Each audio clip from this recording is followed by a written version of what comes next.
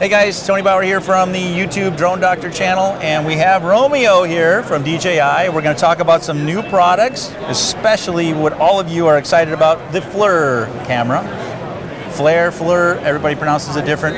I was initially going to do this with the Osmo, but you can imagine, guys, how much interference we have in here. We have a lot. So I'm just going to resort to my buddy Brian here to film this. And Romeo, tell me about this new product that everybody is so excited about. Yeah, so this is really exciting, and it's nice to see you again, Tony. Yes, it's been a while. Yes, it's been, what, 4 months, 3 months? Did you have a little vacation time? Oh, I wish. A lot has happened in just 3 months. So just this week, we announced a partnership between DJI and Flare. And this is really exciting because it just adds another camera system to the Inspire One as well as the M100. So we're going to continue the theme of modular platforms where you can take the X3, the original camera, or then exchange it with the X5 that we released in September, the Micro Four Thirds camera, right. And now have a thermal camera system that goes right onto your Inspire or M100 and integrates into your DJI app. So integration has always been a key component for us at DJI, and this is just another great example of technology getting integrated easily, looks beautiful, and extremely helpful for certain tasks. Search and rescue. Search and rescue, for example, that's a big one. I'm really excited for search and rescue to utilize technology. We've seen a lot of projects already utilizing the Inspire with the X3 camera on it. This will bring it to a completely different level. And before I forget, I heard that there's rumor, talking with the other gentleman over there at the Flir booth, that this will hopefully be integratable with the Osmo. I can't confirm, but what I can tell you is that this is just the beginning.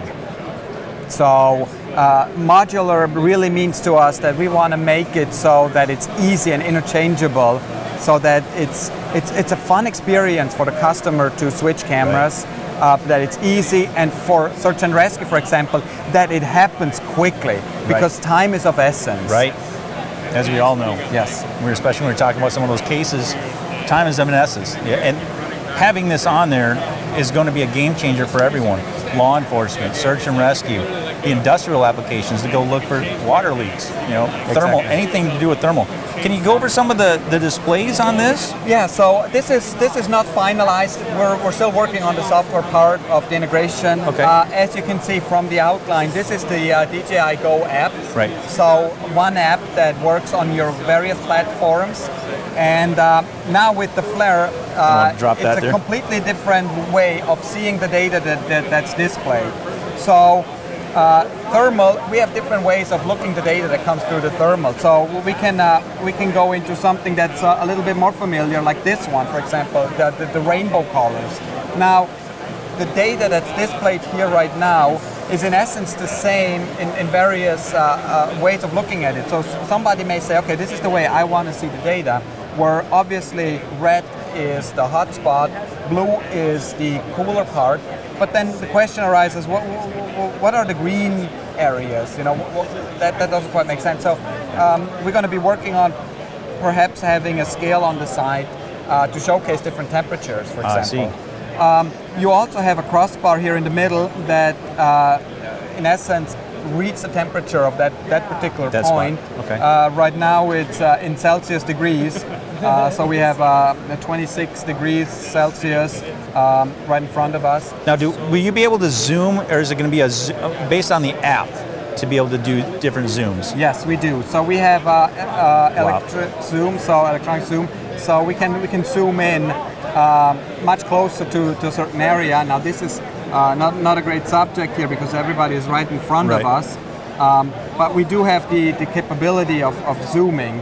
And then of course, we have the same camera and gimbal controls.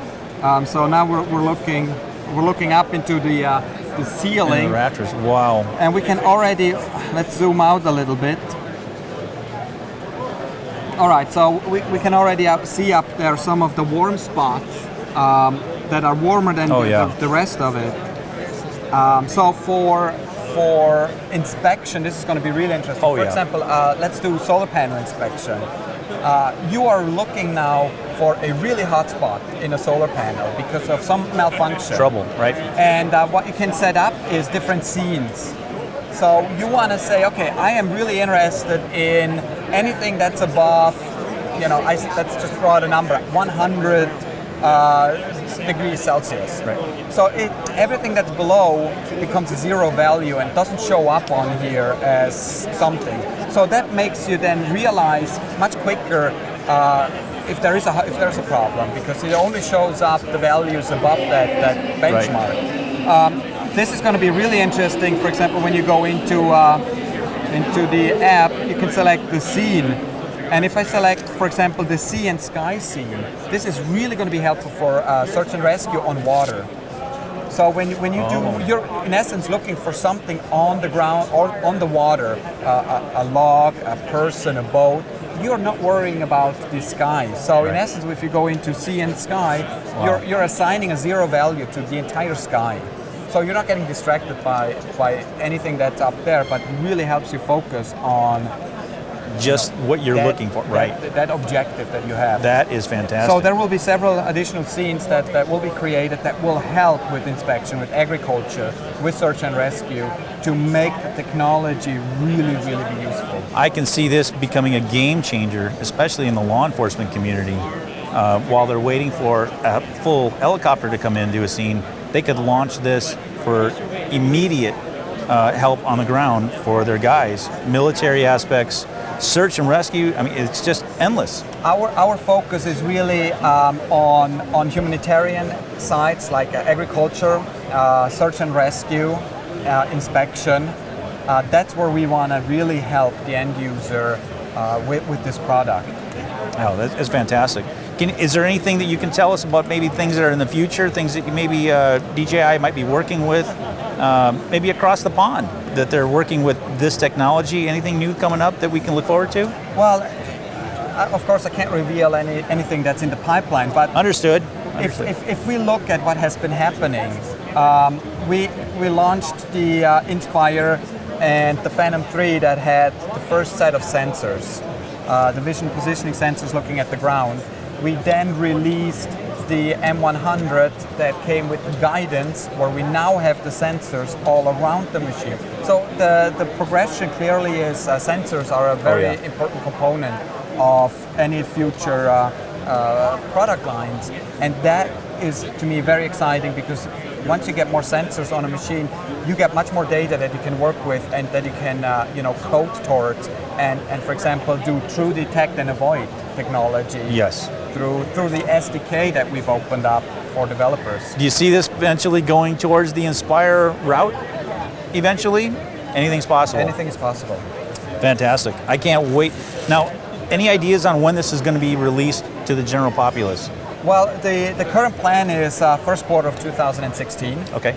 As you can see, we do have the design, we do have the technology that it works together. There are certain things that we still have to adjust and figure out. We also will figure out the distribution channels, how to best get this. Yeah. Because ultimately, this is not your everyday person's camera to buy. This is really specifically for industrial applications, farming and inspection and search and rescue. So first responders, right? We do not foresee the everyday customer to go and get the Flare DJI camera. Be a great toy. I know all of you are chomping at the bit, but you're right. I mean, this is absolutely an amazing system. Cost-wise, are they talking any numbers yet as far as what they can range? To be determined. To be determined. Yeah, as soon as we get closer to the release date of the product, we'll figure out the cost as well as the distribution channels. Fantastic.